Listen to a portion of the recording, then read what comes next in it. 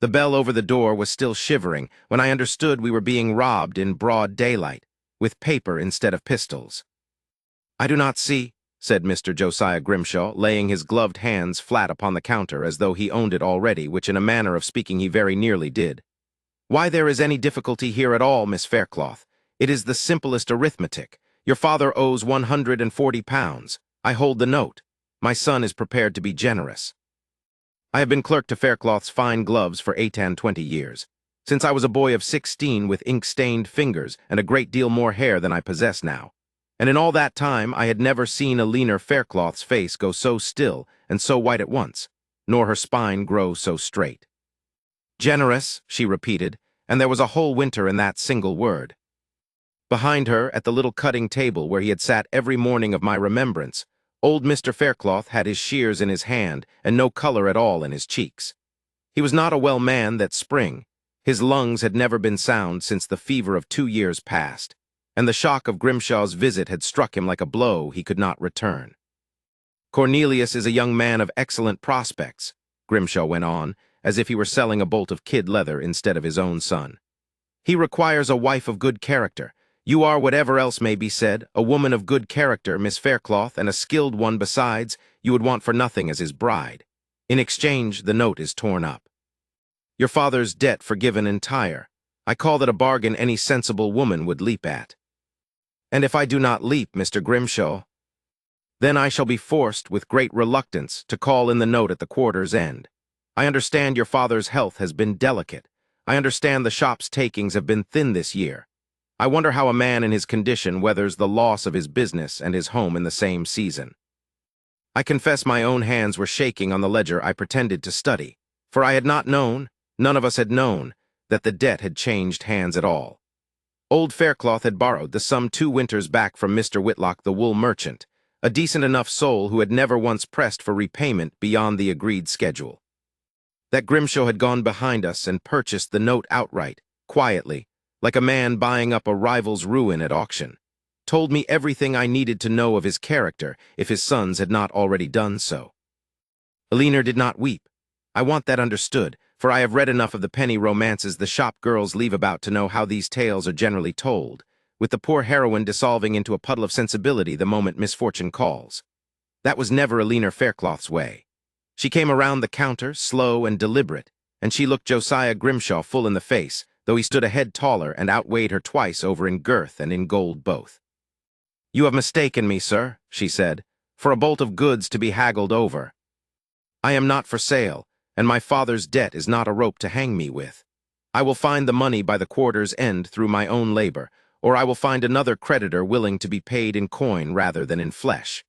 Either way, you may tell your son that I would sooner take the veil than take his ring." Grimshaw's smile did not waver, which frightened me more than any show of temper would have done. Brave words for a glover's daughter with £140 she does not have. Think on it, Miss Faircloth. I am not an unreasonable man. I shall call again. He left with his son's name still hanging in the shop like the smell of scorched wool, and it was into that very silence, not 5 minutes later, that the bell over the door rang once more, and there, removing his hat with his usual grave courtesy, stood his Grace the Duke of Hollowbrook, come, as he had come twice yearly for as long as I could reckon, to be fitted for gloves. I ought to tell you what manner of man he was, for those who have not had the good fortune to serve him behind a counter will know him only by the name the ton had given him, the Ivory Duke, on account of his coloring, which was fair even for an Englishman, hair the color of good beeswax candles gone slightly silver at the temples, though he was not yet 40, and eyes so pale a gray they seemed at times nearly white, cool and still as a winter pond. It was a cruel sort of nickname in its way, for it made him sound bloodless, and he was anything but only reserved the way a deep well is reserved, giving up nothing of what moves beneath the surface unless a man troubles himself to look down into it. He had been coming to Faircloth since before I quite knew to notice him as anything more than a very good customer, some 6 years by my counting, always alone, always precise in his requirements, always paying in full without the haggling that even the better sort of gentleman indulged in as a kind of sport. He bought gloves for himself, plain and exquisitely made, and gloves for no one else that I ever saw, which the shop girls used to whisper over. A duke, unmarried, buying nothing for a wife or sister or intended, only for his own hands twice a year, like a man keeping some private appointment with himself. But it was not the buying I want to tell you of, it was the noticing. I had watched him across those 6 years, and I do not think Alina ever fully marked how closely he attended her, for she was always too occupied with the work itself, the true measure of a craftsman being that she forgot herself entirely in the doing of it. But I saw him watch her hands when she measured his, the swift, sure economy of her movements, no wasted motion, thread and needle moving like something with its own quiet intelligence. I saw him ask her opinion on the cut of a cuff, not as a lord condescending to hear a shop girl's chatter, but as a man genuinely wanting to know what she thought, and waiting, actually waiting for her answer, which was not a common thing among gentlemen of his rank. I remember one particular afternoon, perhaps 3 years past, when a fashionable customer, a viscount's son, vain as a peacock, had made some careless remark about glove-makers being little better than servants with better manners, and Alina had answered him, coolly and without heat, that a servant took orders while a craftsman gave counsel, and that he was welcome to have his gloves made by a servant elsewhere if he preferred poor fit to good advice. The young lord had gone red and blustered out. The Duke, waiting his own turn by the window, had said nothing at all in the moment. But I saw the corner of his mouth move, the very ghost of a thing, and after the shop had cleared, he lingered a moment longer than his custom required and said to her, quite simply, "You are quite right. I hope you never let a fool convince you otherwise." She had thanked him with a small, startled dip of her head, unused to being defended, even so obliquely, and he had gone out into the street with that same still face he always wore, giving away nothing more. But I had been clerking long enough by then to know a man taking notice when I saw one, and I had begun, privately, to wonder what might come of it, though I never spoke my wondering aloud, not even to Alina, for she would have laughed at me, or worse, grown embarrassed, and I did not wish to embarrass her. So you will understand why my heart gave a queer little lift, even in the wreck of that terrible morning, when the bell rang and it was him who stood there, hat in hand, looking between Alina's white face and her father's shaking one, and asking in that quiet, level voice of his whether he had called at an ill moment. "You have called at the worst moment of my life, your grace," Alina said, and then, catching herself, added more evenly, "Though that is no fault of yours, and I beg your pardon for the welcome. We are quite equal to our own troubles." It was, I think, exactly the wrong thing to say to a man like the Duke of Hollowbrook, for nothing in my long observation of his character suggested he was the sort to be waved off a matter once his interest was engaged. And his interest, I saw at once from the sudden sharp stillness that came over him, the way his pale eyes fixed on her and did not move, was very much engaged now.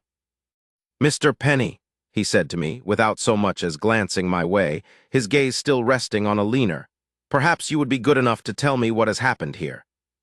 I find I am not inclined to leave until I understand it."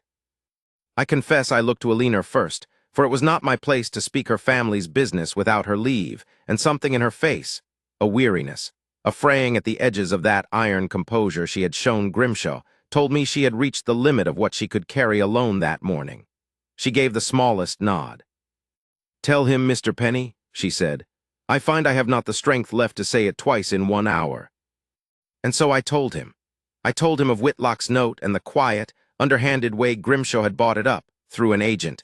We later learned, so that not even Whitlock had known to whom he was truly selling until the ink was dry.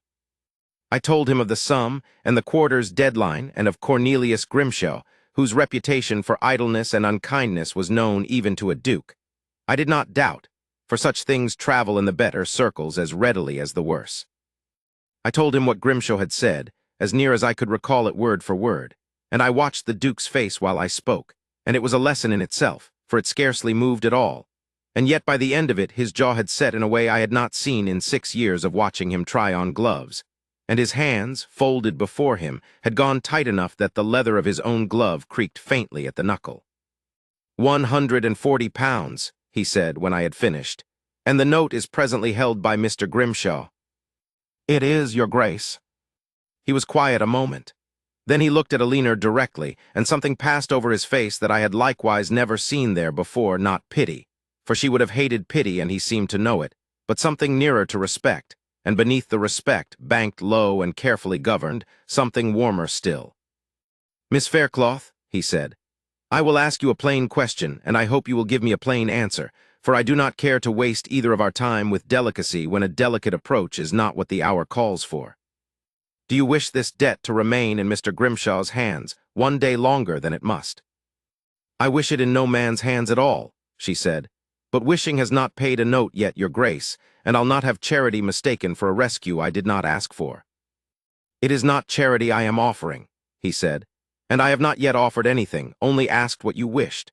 There is a difference between a woman being handed a debt as a leash and a woman having her account settled by a customer of 6 years standing who considers Mr. Grimshaw's conduct an insult to every honest tradesman in London, herself included. I should like to settle it as the second sort of man, if you will permit me. If you will not, I shall respect that also, though it will cost me some effort to walk out that door and do nothing. I have turned that speech over in my memory 100 times since, for it seemed to me, even in that moment, a very careful thing to have said, careful in the way a man is careful who has thought long and hard about the difference between rescuing a woman and owning her, and meant, with his whole considerable will, not to commit the second sin while performing the first kindness. Elinor studied him. I do not think she had ever looked at him quite so long or so directly in 6 years of fitting his gloves, always having kept her eyes on the work, and her words brief and correct as befit a tradeswoman with a gentleman customer. Now she looked at him, as one looks at a door one is not sure ought to be opened. And what would you want of it, your grace? Grimshaw wanted my hand for his son. What does the Ivory Duke want for his £140? It was a bold question, near to insolent from a shopkeeper's daughter to a peer of the realm, and I held my breath at her daring. But I think she meant it exactly that boldly, meant to test him against Grimshaw's ugliness, and see whether he was cut from cleaner cloth or merely finer. Nothing, he said, beyond your father's note torn up and Mr. Grimshaw sent from this shop with his tail between his legs. I want nothing from you at all, Miss Faircloth, save perhaps the honor of continuing to buy gloves here twice a year as I have always done, and being served by a woman who does not flinch when idle young lords insult her trade. If in time you should wish for anything more than that, I hope you would tell me so yourself, in your own words, at your own hour, and not because any man, myself included, has purchased the right to ask it of you. I saw her throat move. I saw, too, her father, silent all this while in his chair by the cutting table, lift his head with the first real color returning to his face since Grimshaw had walked in. Then go, your grace, Elinor said at last, low, and do what you must, and I will thank you properly when it is done and not before, for I do not thank men in advance of their promises, not any more. That, said the Duke of Hollowbrook, with the very faintest inclination of his head, is exactly as it should be. And he was gone from the shop within the minute, leaving behind him only the small chime of the bell and a silence in which I believe every one of us in that room was holding some fragile, unfamiliar thing we did not quite dare call hope. He did not delay. I have since had the story from his own man of business, a Mr. Harwick, a dry, precise fellow who told it to me over a glass of porter some months later with the air of a man still faintly amused by the whole affair, and I set it down here as near as I can recall his telling. The Duke went directly from Faircloth's to Grimshaw's counting-house on Leadenhall Street, arriving, by Harwick's account, in a temper so controlled it was more alarming to those who knew him than any shouting could have been. Grimshaw was not expecting a duke, and certainly not that duke, and certainly not within the hour of having left the glove shop still congratulating himself on his own cleverness. Mr. Grimshaw, the Duke said, according to Harwick, who had accompanied him and stood by the door the whole while, I understand you hold a note of hand belonging to a Mr. Faircloth, Glover, of the sum of £140. Grimshaw, caught wholly off his guard, admitted as much, though with a great deal less certainty than he had shown not 2 hours earlier in the shop. I should like to purchase that note from you, the Duke said, at whatever premium you care to name above its face value, provided the transfer is completed within the hour, and the note itself torn across in my presence before I leave this room. Now Grimshaw was not a stupid man, whatever else he was, and he understood at once what had happened, that his scheme had been overheard or reported or discovered by some means, and that the instrument of his leverage was about to be taken bodily out of his hands. He tried, by Harwick's account, to bluster his way through it, to suggest that the note was not for sale, that he had particular reasons for wishing to hold it, that perhaps a marriage between the families might yet answer better for all concerned than a simple settlement of coin. The Duke, Harwick said, went very quiet at that, quieter even than his ordinary quiet, which Harwick, having served him some 9 years, said was a thing to be feared rather than welcomed. "Mr. Grimshaw," the Duke said, "I will say this once, and I will not repeat myself. You have attempted to purchase a woman's future as though it were a bolt of cloth on your own counter, using her father's illness and her family's poverty as your instruments. I find that conduct beneath contempt in any man, and doubly so in one who calls himself a merchant of good standing, for you have disgraced the very trade you claim to practice honestly. I am prepared to purchase this note at 3 times its value, this hour, in coin, or I am prepared to make it known in every counting-house and drawing-room from here to Mayfair exactly how you conduct your business when you believe no one of consequence is watching. You may choose which transaction you prefer to have concluded today." It was, Harwick told me, the longest speech he had ever heard the Duke make in 9 years of service, and it had the desired effect within the quarter hour.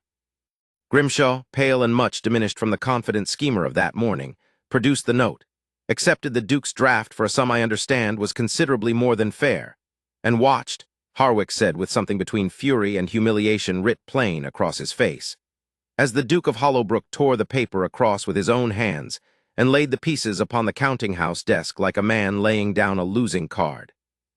"You will not trouble the Faircloth family again," the Duke said, "in this matter or any other, and you will keep your son far from that shop, or I promise you, Mr. Grimshaw, that Hollowbrook's custom is not the only thing you shall lose in this city. Good day."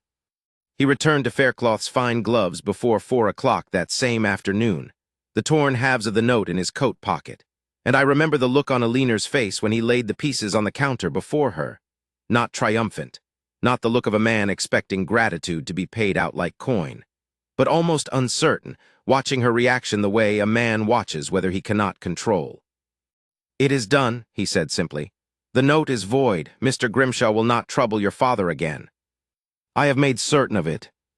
Eleanor looked down at the torn paper for a long moment, and then up at him, and I saw something in her face crack open that had been held shut, I think, since her mother died some years before and left her the whole weight of that household to carry with only her father's failing strength beside her own. "Why?" she asked very quietly. "You said you wanted nothing. A man does not spend £300 and more, for I have no doubt that is what it cost you on nothing." "I did not do it for nothing," the Duke admitted, and here, for the first time since I had known him, I saw something like difficulty cross his features, as though the words cost him some effort to bring out. "I did it because I could not stand by and watch a woman of your character handed like currency between 2 men who valued her price and not her worth. I have watched you 6 years, Miss Faircloth, take pride in work that most gentlemen would think beneath notice, and defend that pride against fools who thought to shame you for it, and I have thought, more than once, that you deserved a great deal better than the world generally troubles to give a woman in your position.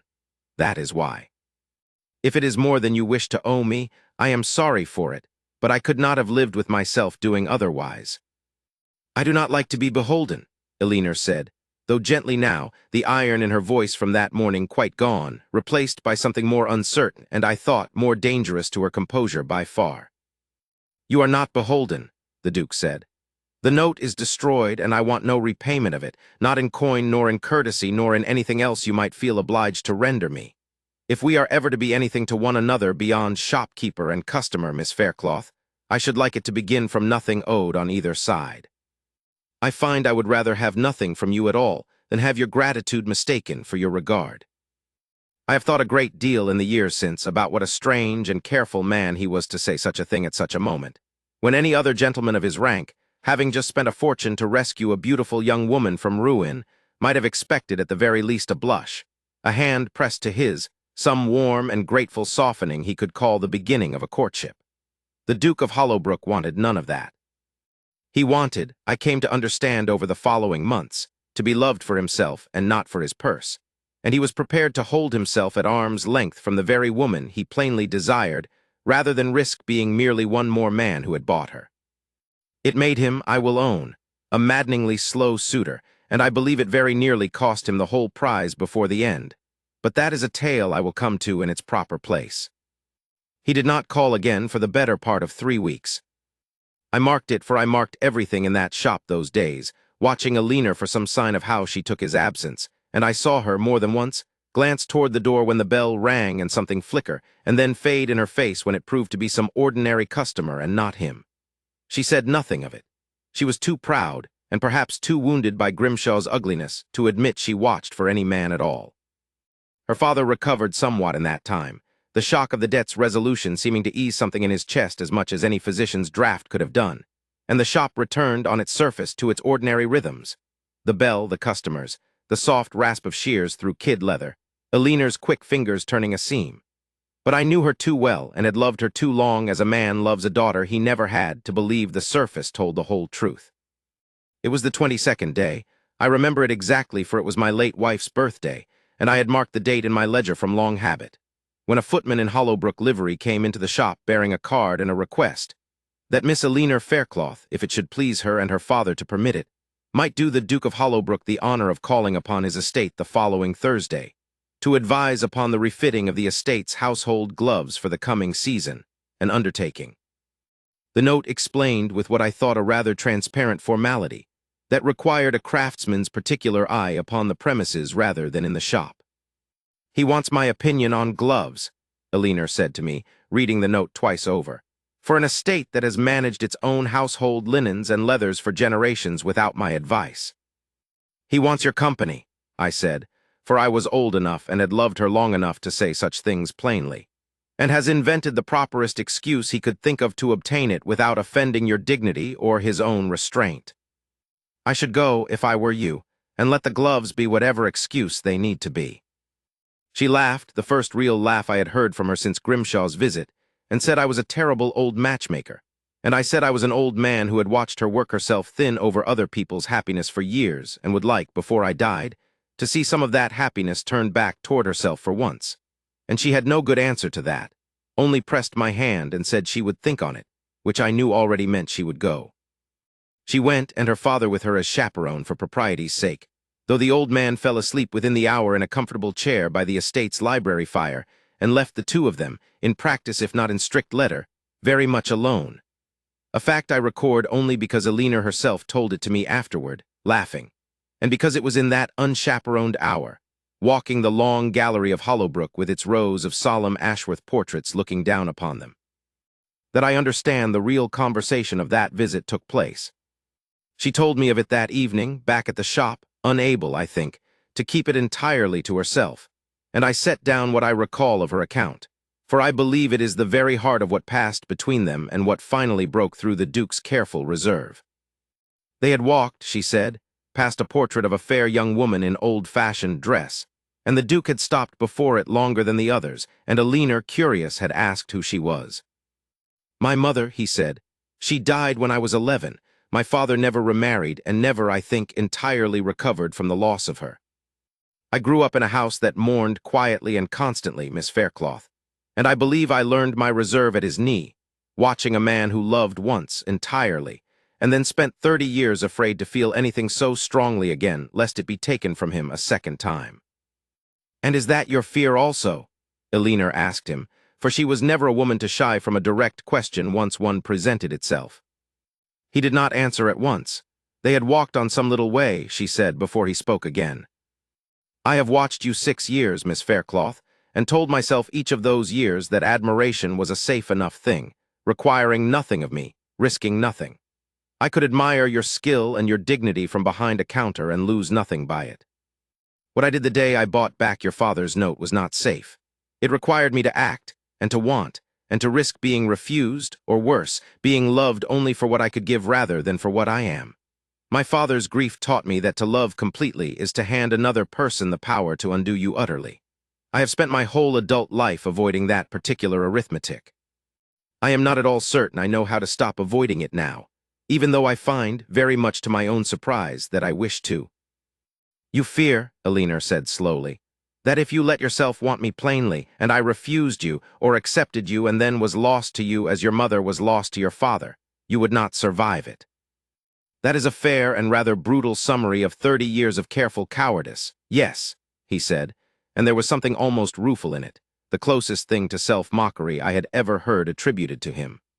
I bought your father's note because I could not bear to watch you handed to a man like Cornelius Grimshaw as though you were an article of trade.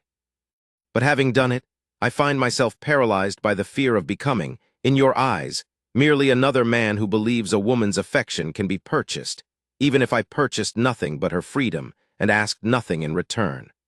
I do not know how a man courts a woman honestly when he has already given her cause to distrust every kindness he might show her afterward. Elinor told me she had stopped walking then, and turned to face him fully, there in that long gallery under the painted eyes of dead Ashworths, and told him something I believe she had not entirely known she meant to say until the words were out of her.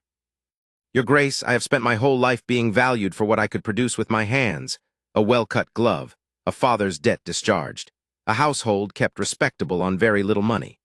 Mr. Grimshaw wished to purchase me as he would purchase any other useful article. You are the first man who ever seemed to wish for nothing from me at all, and it has confused me a great deal, for I do not know what a man wants of a woman if he does not want her usefulness. If you are asking whether I think less of you for the note, I do not. I think you a braver man for tearing it up and asking nothing than Grimshaw ever was for holding it and demanding everything. But I cannot tell you what my own heart intends until you are honest enough to tell me plainly what yours does, instead of standing in a gallery discussing your father's grief, as though it were a wall between us rather than a thing you might, in time, choose to walk around.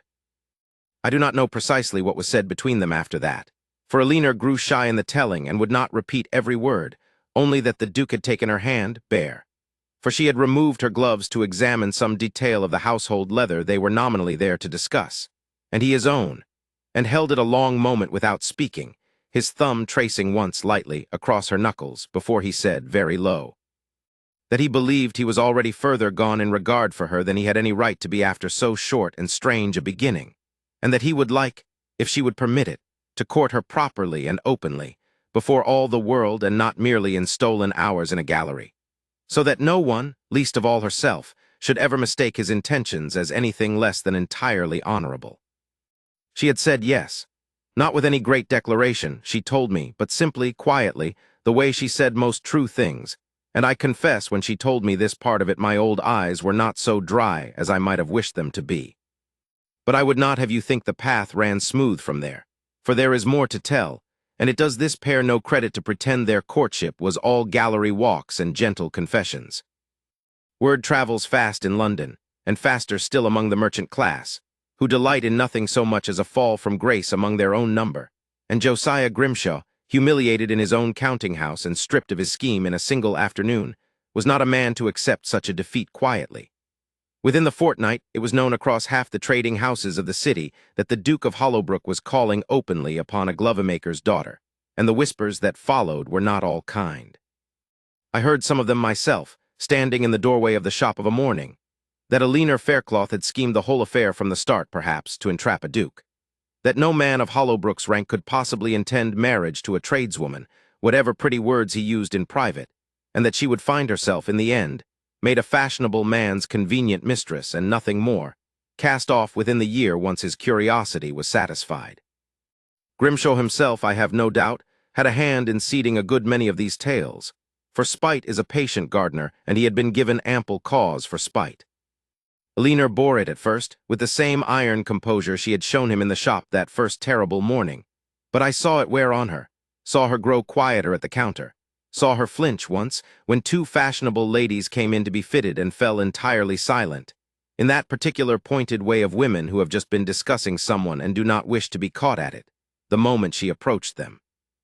She said nothing of this to the Duke for above a fortnight, not wishing, I think, to burden him with it, or to seem to be asking him to defend her honor as though she could not bear the weight of gossip on her own. But he was not a man easily kept in the dark about matters that touched her, and it was Harwick, I later learned, who finally told him what was being said in the coffee-houses and clubs, thinking his master ought to know before he was blindsided by some careless remark at his own club. The Duke came to the shop the very next morning, and I have rarely seen a man's quiet fury better governed nor more plainly visible beneath the governing. "I am told," he said to Elinor without preamble, "that certain persons believe I intend to make you my mistress and cast you off within the year. I am told further that you have known of this talk for above 2 weeks and said nothing to me of it." I should like to know why. Because it is my burden to carry, not yours, Elinor said, and because I did not wish you to feel obliged to silence gossip on my account, as though I were incapable of weathering it myself. I have weathered worse than idle talk, your grace. I weathered Josiah Grimshaw's counting-house scheme without your help before you ever offered it. You weathered that alone because you had no choice, the Duke said, and I have told you already I mean to give you every choice I am able. I do not intend to court you in whispers and then let whispers be the only voice heard when the courting is questioned. If I mean to marry you, and I do mean it, Miss Faircloth, I have meant it, I think, since that gallery, and perhaps, if I am honest, since long before it. Then the whole of London shall know it plainly and soon, so that not one soul is left free to imagine you my convenience rather than my intended wife. You have not asked me yet, Elinor said, and there was the faintest, startled color coming up in her cheeks now, the iron composure finally, gently giving way. Whether I would have you, your grace, before you go declaring our marriage to the whole of London. No, he agreed. I have not, for I find I am rather afraid of the answer, and a man may be forgiven, I think, for putting off by some small measure the question upon which his whole happiness depends. But I will ask it now, since you have called me on my cowardice, and you are quite right to do so. And here, before the whole shop, myself included, and 2 customers who had the very great good fortune, or perhaps the very great impertinence, to be present at that hour, and who I am told the tale to half their acquaintance within the week, the Duke of Hollowbrook went down upon one knee upon the worn floorboards of Faircloth's fine gloves, took her bare hand in his, and asked her, Elinor Faircloth, I have watched you 6 years across this very counter, and thought myself content merely to admire you from a safe distance. I have learned since that there is no safe distance where you are concerned, and I no longer wish to keep one. I love you, not your usefulness, not your skill, though I admire both greatly, but you, your dignity and your courage and your refusal to be handled like currency by any man, myself very much included, should I ever be foolish enough to attempt it.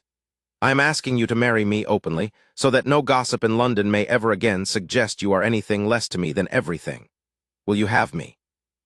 I will confess that I, an old man of 54 years who has seen a great many things pass across that counter, had to turn away and busy myself quite unnecessarily with the ledger, for my eyes had entirely failed me at that moment, and I did not care to make a spectacle of myself on top of the spectacle already unfolding.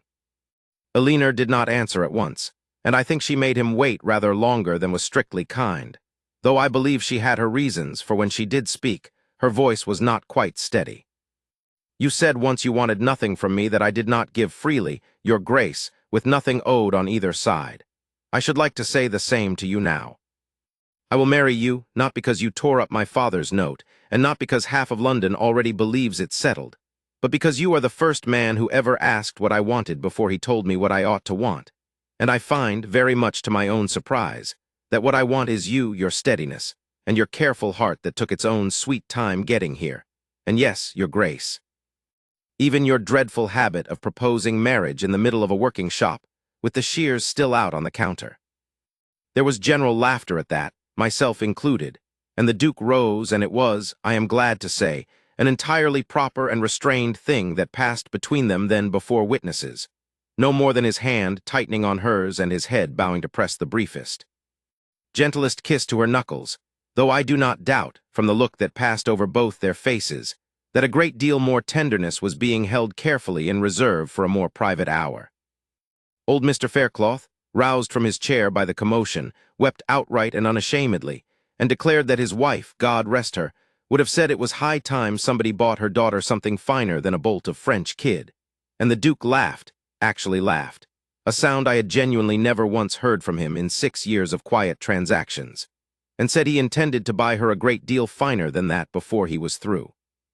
Before I go further, I ought to set down something of the days that followed the proposal, for they were not idle ones, and they taught me a good deal more of the Duke's character than even the counting-house affair had done.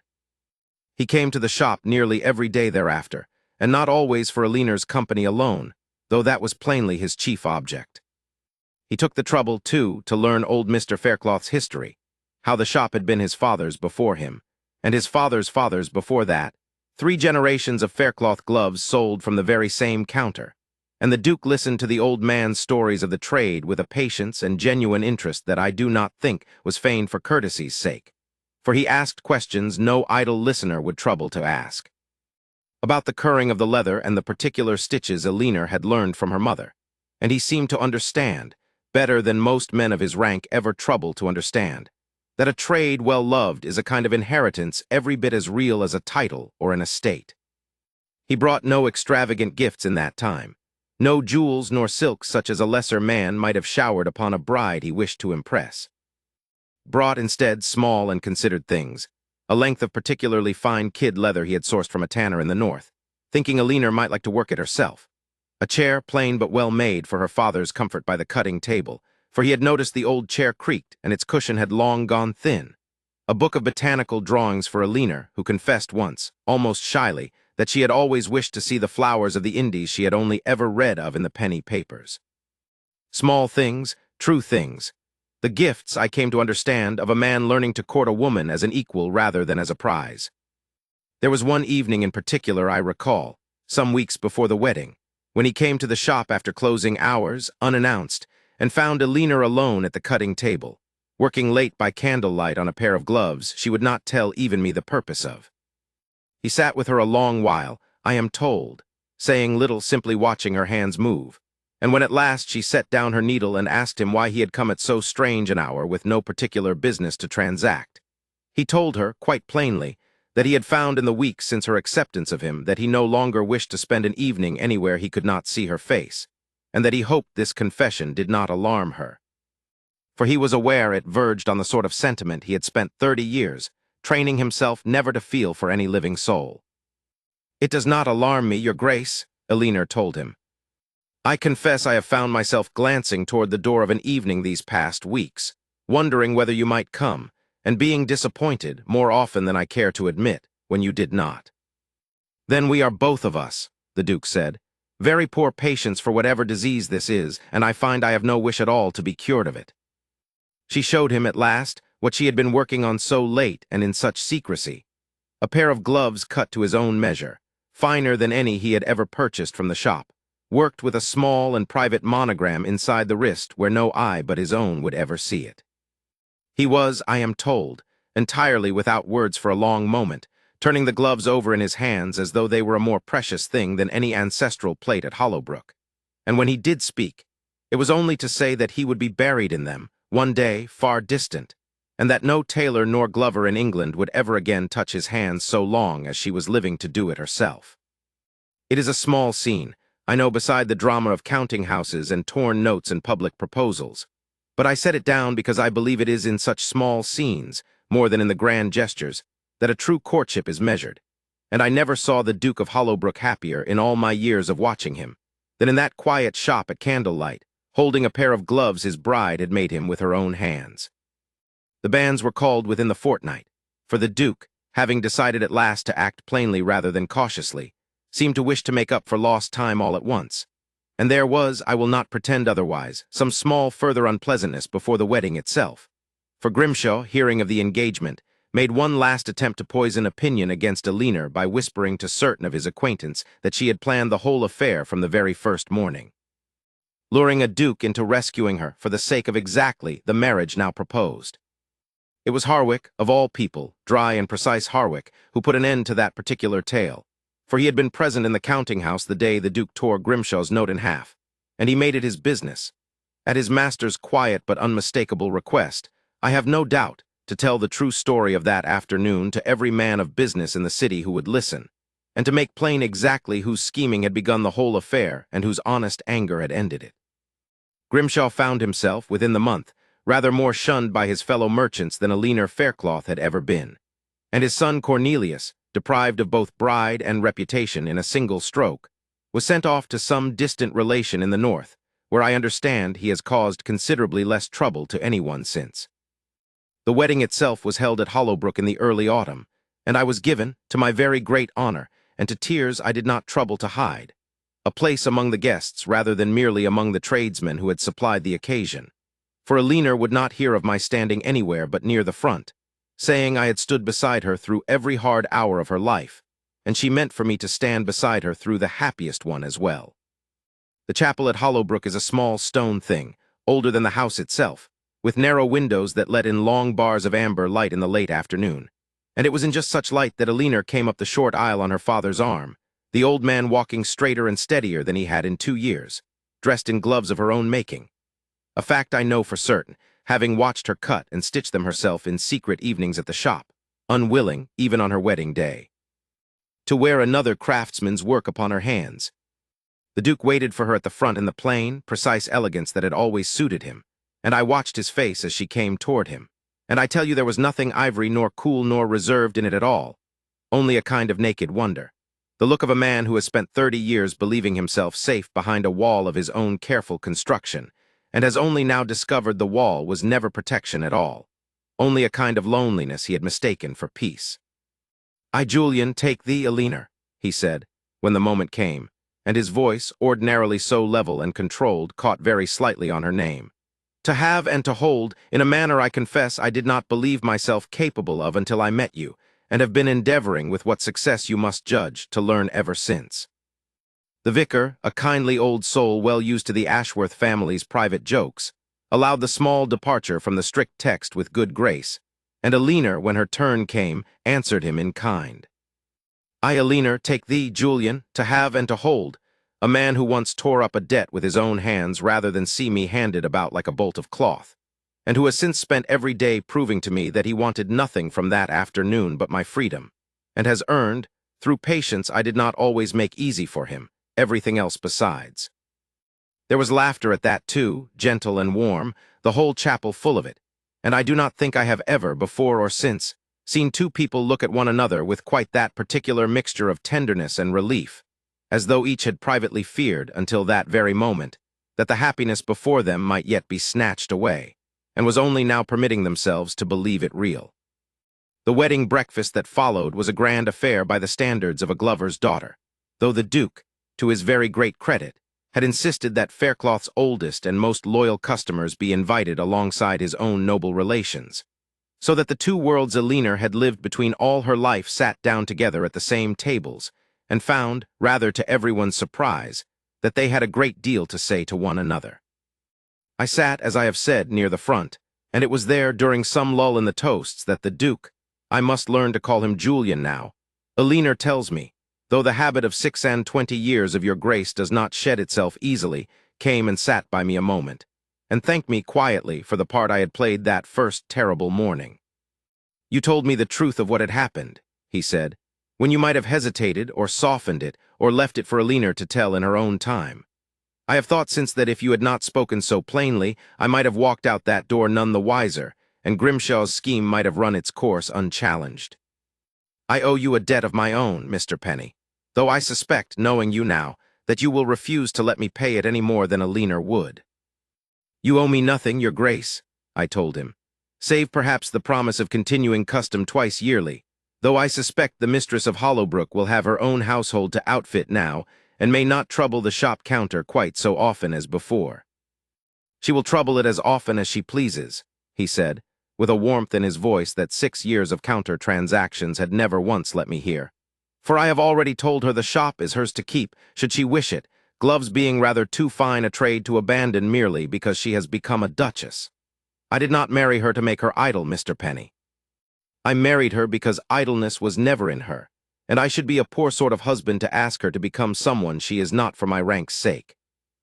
I looked across the room to where Alina sat, laughing at some remark of her father's, her new husband's ring plain and unadorned upon her finger, for she had asked, I later learned, for the simplest band he could commission, saying she had spent her whole life valuing craft over show and did not intend to change now merely because she had married a duke. And I thought, not for the first time that day, that I had been given a very great gift in living long enough to see it. The quiet strength of a girl I had watched grow from a child at her father's knee into a woman no man, however wealthy nor however wicked, could ever again hand about like a bolt of cloth upon a counter.